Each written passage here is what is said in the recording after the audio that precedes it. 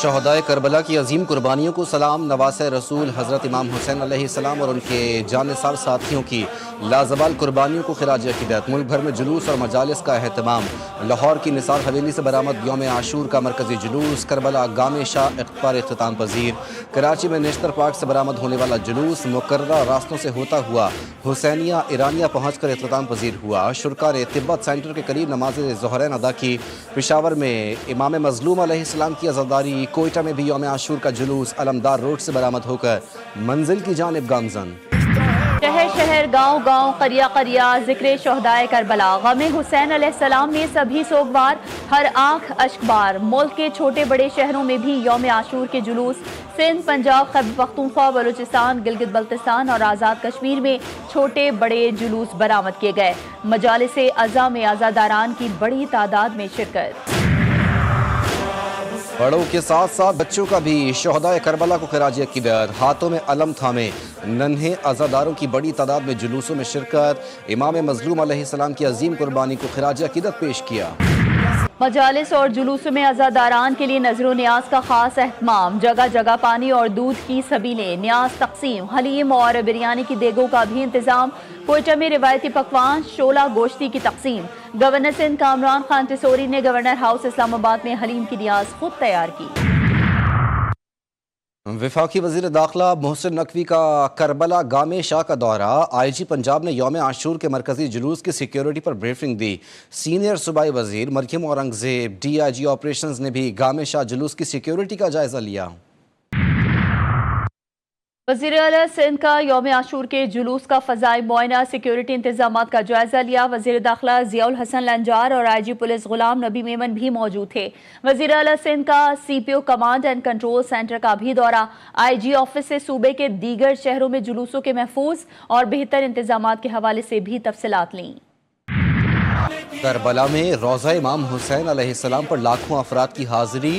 دنیا بھر سے آئے عزاداروں نے نواسۂ رسول صلی اللہ علیہ وآلہ وسلم اور ان کے جانثار ساتھیوں کی لازوال قربانیوں کو خراج عقیدت پیش کیا۔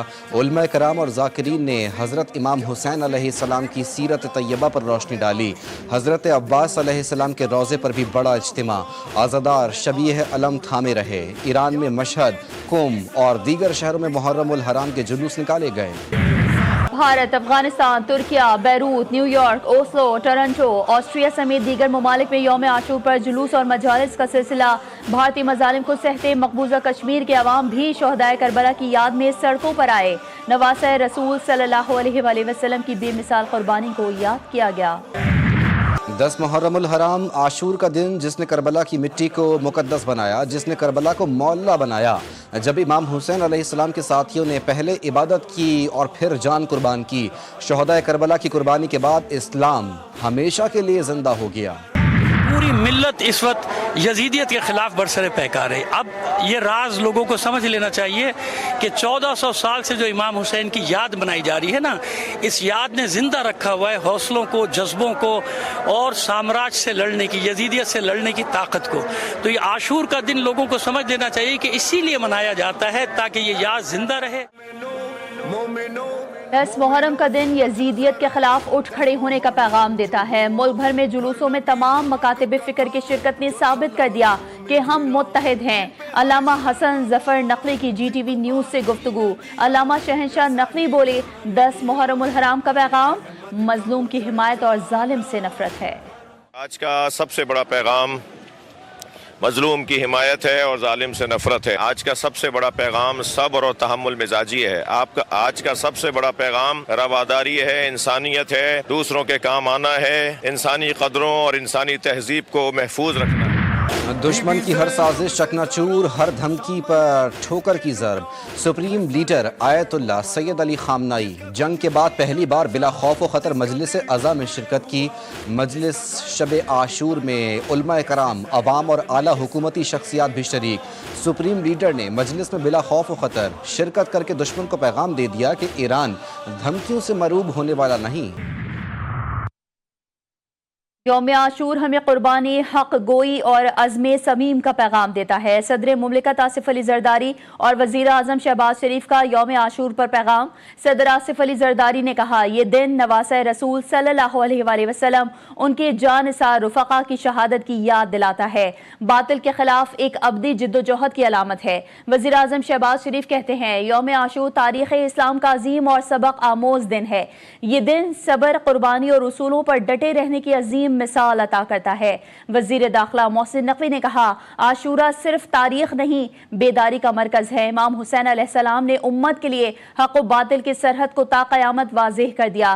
چیئرمین پاکستان پیپلز پارٹی بلاول بھٹو زرداری نے کہا کہ یوم عاشور ہمیں حق اور باطل، عدل اور ظلم کے درمیان ابدی جنگ کی یاد دلاتا ہے۔ اہل بیت علیہ السلام سے محبت ہر مسلمان کے عقیدے اور ایمان کا جز۔ شہادت حسین محض رنج و علم کا استعارہ نہیں بلکہ تحریک حیات ہے۔ وزیر اعلیٰ پنجاب مریم نواز کا یوم عاشور پر پیغام۔ وزیر اعلیٰ سندھ مراد علی شاہ کہتے ہیں، کربلا کا پیغام ہمیں ظلم کے خلاف ڈٹ جانے کا درس دیتا ہے۔ وزیر اعلیٰ کے پی علی امین گنڈاپور کا کہنا ہے کہ واقعہ کربلا حق و باطل کے درمیان ایک عظیم معرکہ تھا۔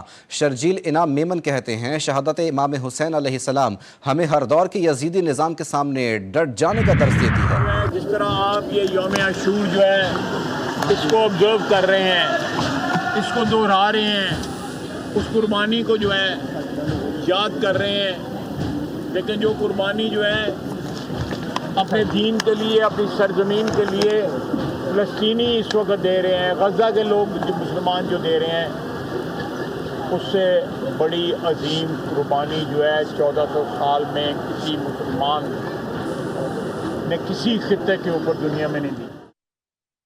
آج بھی مسلمانوں کا یزیدیت کے ہاتھوں خون بہہ رہا ہے۔ فلسطین کے لوگ کربلا کی یاد کو دہرا رہے ہیں۔ وزیر دفاع خواجہ محمد آصف کی سیالکوٹ میں میڈیا سے گفتگو کہتے ہیں، آج غزہ بھی کربلا بنا ہوا ہے۔ دنیا کے 1.5 ارب مسلمان مصلحت کا شکار ہیں۔ یوم عاشور پر مقبوضہ کشمیر میں پابندیاں لگائی گئیں۔ اس قسم کی پابندیاں پہلے کبھی نہیں لگائی گئیں۔ پنجاب کی تاریخ میں محرم الحرام کے سب سے بڑے انتظامات۔ وزیر اعلیٰ پنجاب کا امن و امان، عوام کی خدمت کا نیا ریکارڈ۔ مریم نواز نے خود تمام انتظامات کی نگرانی کی۔ عزاداروں کے لیے خوراک، پانی اور شربت کا انتظام، جلوس کے راستوں پر ٹھنڈے پانی کا چھڑکاؤ۔ وزیر اطلاعات پنجاب عظمہ بخاری نے کہا کہ پنجاب حکومت نے یوم عاشور کے پرامن انعقاد کے لیے مثالی اقدامات کیے۔ جلوسوں کی سیکیورٹی، صفائی اور عزاداروں کی سہولت کو یقینی بنایا گیا۔ اس طرح چیف منسٹر صاحبہ خود ہر جگہ پر جا کر خود لوگوں سے مل کر جو ہے وہ پالیسیز ترتیب دیتی ہے۔ اسی طرح انتظامیہ کو بھی یہ حکم تھا کہ لوگوں کو ان کے پاس نہ آنا پڑے، یہ خود جو ہے یہ ہر جگہ پر جائیں۔ اور مجھے خوشی ہے یہ بتانے میں کہ پورے پنجاب میں اکراس دا بورڈ ہماری تمام انتظامیہ کے لوگ، آر پی اوز ہوں، ڈی پی اوز ہوں، ڈی سی اوز ہوں، اے سیز ہوں، یہ سب خود لوگوں کے پاس چل کے گئے ہیں اور جا کر ان سے پوچھا ہے کہ ہمارے لیے کیا حکم ہے۔ کراچی کے علاقے لیاری میں منہدم عمارت کا ملبہ اٹھانے کا کام مکمل۔ 2 روز کی جدوجہد کے بعد ریسکیو آپریشن مکمل کیا گیا۔ المناک حادثے میں 27 زندگیاں ہمیشہ کے لیے خاموش ہو گئیں۔ جاں بحق افراد میں 3 بچے، 9 خواتین اور 15 مرد شامل۔ ریسکیو آپریشن میں مصروف اداروں نے حادثے کے مقام کو کلیئر قرار دے دیا۔ ثانیہ بالکل بہت دکھی ثانیہ تھا، اور پہلے تو یہ کوشش تھی کہ اگر کوئی زندہ نکال سکے ملبے سے لوگ ان کو نکالیں۔ ریکوری کا یا ریسکیو کا جو ایک فیز تھا وہ چلا ہے۔ ایک ڈیٹیل میٹنگ میں لوں گا اس بلڈنگ کے گرنے کی وجوہات بھی پتہ کرنے کے لیے۔ کمیٹیز تو بنا دی تھی ہم نے تاکہ اسی وقت اسیس کریں۔ 480 سے اوپر ڈینجرس بلڈنگز قرار دی گئی ہیں، ان کو اسیس کر کے اور ان کے لیے کوئی آلٹرنیٹ دیکھنا، اور جو لوگ بھی اس میں ہوں گے ملوث قرار ان کو سزا بھی دی جائے گی۔ پوری کوشش کی کہ زیادہ سے زیادہ جانیں بچا سکیں۔ لیاری میں بلڈنگ گرنے کا واقعہ بہت افسوسناک ہے۔ ذمہ داران کو قرار واقعی سزا دی جائے گی۔ وزیر اعلیٰ سندھ مراد علی شاہ کی میڈیا سے گفتگو، کہا کراچی میں 500 سے زائد خطرناک عمارتیں ہیں جن میں زیادہ تر ضلع جنوبی میں ہیں۔ ذمہ دار ٹھہراؤں گا سندھ بلڈنگ کنٹرول اتھارٹی کو۔ میں نے اپنے minister local government Saeed Ghani کو کہا صرف نوٹس دینے سے کچھ نہیں ہوتا ہے بھائی، بہتر یہ ہے کہ یہ صرف سسپینڈ نہیں ہونے چاہیے بلکہ اریسٹ ہونے چاہیے۔ میسو آپریشن شروع ہونے والا ہے۔ میسو آپریشن کا مطلب یہ ہے کہ کسی سے رعایت جو ہے ابھی برتی نہیں جائے گی۔ پیپلز پارٹی کے ایم پی اے نبیل گبول کا غیر قانونی تعمیرات میں ملوث ایس بی سی افسران کو گرفتار کرنے کا مطالبہ۔ نبیل گبول کا لیاری میں جائے حادثہ کا دورہ، کہا لیاری میں غیر قانونی تعمیرات کے خلاف سخت آپریشن شروع کریں گے، 122 عمارتوں کو خالی کروا کر گرایا جائے گا۔ کراچی میں ایک اور عمارت مخدوش قرار، لیاری آگرہ تاج کالونی میں 7 منزلہ عمارت میں دراڑیں، عمارت خالی کروا لی گئی۔ انتظامیہ کی متاثرہ خاندانوں کو عارضی رہائش کی پیشکش۔ سندھ بلڈنگ کنٹرول اتھارٹی نے بلڈر منصور شاہ اور نامعلوم ٹھیکیدار کے خلاف مقدمہ درج کر لیا۔ ڈپٹی کمشنر ساؤتھ کا کل سے مخدوش عمارتوں کے خلاف آپریشن شروع کرنے کا اعلان۔ ملک کے مختلف شہروں میں بادلوں کی گھن گھرٹ، اسلام آباد، خیبر پختونخوا، بلوچستان اور آزاد کشمیر میں موسلادھار بارش، راولپنڈی کے مختلف علاقوں میں بارش کے بعد سیلابی صورتحال، برساتی پانی گھروں میں داخل، کہوٹہ میں مکان کی چھت گرنے سے بچی جاں بحق، لاہور میں بھی گرج چمک کے ساتھ تیز بارش، پنجاب کے مختلف اضلاع میں بھی برسات، ملک بھر میں 10 جولائی تک شدید بارشوں اور سیلابی صورتحال کا الرٹ جاری۔ کراچی میں دن بھر آسمان پر بادلوں کا راج رہا، رات گئے ہلکی بارش سے شہر کا موسم خوشگوار ہو گیا، شہر میں سمندری ہوائیں بحال ہو گئیں۔ محکمہ موسمیات نے وقفے سے بارش کی پیشگوئی کر دی۔ کراچی میں خوفناک ٹریفک حادثات، تیز رفتار گاڑیوں کی ٹکر سے 3 راہگیر جان کی بازی ہار گئے، ایک راہگیر زخمی ہوا۔ نیو سبزی منڈی کے قریب تیز رفتار گاڑی کی ٹکر سے 50 سالہ حمید جان سے گیا۔ سائٹ ایریا میں 30 سالہ نورو کی زندگی کا چراغ گل ہو گیا۔ نیپا میں گاڑی کی ٹکر سے 4 سالہ بچی دم توڑ گئی۔ Supreme court practice and procedure committee کا نیا پروسیجر 2025 جاری کر دیا گیا۔ اینڈ پروسیجر ایکٹ 2023 کے تحت نئے ضوابط اب نافذ العمل ہوں گے۔ کمیٹی کی سربراہی چیف جسٹس یحییٰ آفریدی کر رہے ہیں۔ کمیٹی میں جسٹس منصور علی شاہ اور جسٹس امین الدین شامل۔ کمیٹی کے اجلاس کے لیے کم از کم 2 ارکان کا موجود ہونا لازم قرار۔ آپریشن سندور میں ہلاکتیں تسلیم کرنے پر بھارتی فوج شدید اندرونی دباؤ کا شکار۔ بھارتی حکومت اپنے بھاری فوجی نقصانات کو ہزیمت سے بچنے کے لیے آج تک چھپاتی آئی۔ مصدقہ اطلاعات کے مطابق صرف ایل او سی پر بھارتی فوج کو 250 سے زائد ہلاکتوں کا سامنا رہا۔ پٹھان کوٹ، ادھم پور سمیت پاکستان کے متعدد مؤثر حملوں کے بعد بھارت سیز فائر پر مجبور ہوا۔ سیکیورٹی ذرائع کا کہنا ہے کہ بھارت نے نقصانات چھپانے کے ساتھ ساتھ اپنے ہی فوجیوں کی ہلاکتوں کو بھی قبول نہ کیا۔ بھارت میں بی جے پی رہنماؤں کی غنڈہ گردی، قانون، جمہوریت اور ریاستی ادارے مفلوج۔ بی جے پی کارکنوں کا سینئر سرکاری افسر پر دفتر سے گھسیٹ کر تشدد۔ اڑیسہ میں سرکاری افسر رتنا ساہو کو بی جے پی نے مارا پیٹا۔ مودی سرکار کی خاموشی غنڈہ گرد عناصر کی پشت پناہی بن گئی۔ غزہ میں صورتحال تشویشناک، اسرائیلی فوج کی تازہ بمباری میں کم از کم 12 فلسطینی شہید، 24 گھنٹوں میں شہداء کی تعداد 78 ہو گئی۔ غزہ کے الشفا اسپتال میں ایندھن کی شدید قلت، ڈائلسس، آکسیجن اور دیگر طبی سہولیات بری طرح متاثر، صفائی اور پانی کا نظام بھی مفلوج۔ امدادی تنظیموں نے صحت کے بنیادی ڈھانچے کے مکمل خاتمے کا خدشہ ظاہر کیا۔ غزہ میں فوجی کارروائی کو فوری طور پر روکا جائے۔ تل ابیب میں ہزاروں مظاہرین وزیر اعظم نیتن یاہو کے خلاف سراپا احتجاج۔ پولیس اور مظاہرین کے درمیان جھڑپیں، مظاہرین کا اسرائیلی حکومت سے جنگ کے خاتمے اور مسئلے کے حل کا مطالبہ۔ اسرائیلی غاصب فوج کے مکمل انخلا تک ہم اپنے ہتھیار 1 انچ بھی زمین پر نہیں رکھیں گے۔ حزب اللہ کا واضح انتباہ۔ سیکریٹری جنرل نعیم قاسم کا کہنا ہے کہ جو لوگ یہ چاہتے ہیں کہ حزب اللہ اسلحہ زمین پر رکھ دے، وہ پہلے غاصب سے کہیں کہ لبنان سے نکل جائے۔ یہ کیسی دانش مندی ہے کہ آپ غاصب کو کچھ نہ کہیں اور اہل وطن سے کہیں کہ وہ اپنے ہتھیار چھوڑ دیں۔ جو بھی ہتھیار ڈالتا ہے اسے اپنے فیصلے کے نتائج بھگتنا ہوں گے۔ برطانیہ میں فلسطین کے حق میں آواز بلند کرنا جرم ٹھہرا دیا گیا۔ 83 سالہ ریٹائرڈ پادری خاتون کو فلسطینی حمایتی تنظیم فلسطین ایکشن پر حالیہ پابندی کے خلاف احتجاج پر گرفتار کر لیا گیا۔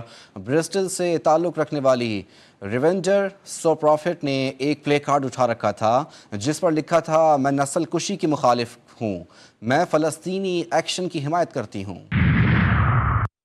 ایلون مسک کا نئی سیاسی جماعت امریکہ پارٹی بنانے کا اعلان۔ ایکس پر اپنے پیغام میں لکھا، عوام نے امریکہ پارٹی کے حق میں فیصلہ دے دیا۔ ایلون مسک نے امریکہ پارٹی کے حق میں پول کا نتیجہ دکھا دیا۔ کہتے ہیں کہ جماعتی نظام سے بدعنوانی کو فروغ ملا۔ یہ جمہوریت نہیں، امریکہ پارٹی آزادی واپس دلانے کے لیے بنائی گئی ہے۔ ٹیکساس میں طوفانی بارشوں اور شدید سیلاب سے قیامت خیز تباہی، 55 افراد ہلاک، درجنوں لاپتہ، دریا کنارے سمر کیمپ سے طالبات غائب، 14 ہیلی کاپٹرز، 12 ڈرونز اور 500 اہلکاروں کا سرچ آپریشن جاری، مزید بارشوں اور سیلاب کی وارننگ بھی جاری۔ اور پاکستان نے ساؤتھ ایشین کراٹے چیمپئن شپ میں 1 گولڈ سمیت 9 میڈلز حاصل کر لیے۔ پاکستان کے حذیفہ ارشد نے گولڈ میڈل حاصل کیا۔ عریشہ ندیم نے انڈر 21 50 کلو گرام کیٹیگری میں سلور میڈل جیتا۔